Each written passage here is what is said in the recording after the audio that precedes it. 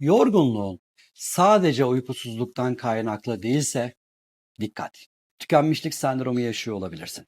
Depresif bir durumun içinde olabilirsin. Ne yaparsan yap, dinlenemiyorsan, saatlerce, günlerce uyusan bile üzerinde büyük bir yorgunluk varsa depresif bir durumun içinde olabilirsin ve burada çok dikkat etmen gereken şey dinlenmenin yatarak geçmeyeceği.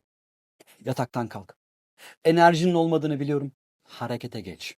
Harekete geç. Harekete geçersen bir süre sonra işler tekrar yoluna girmeye başlayacak. Ama sen hareketsiz kalmaya devam edersen o yorgunluk hissin geçmek yerine daha da artacak.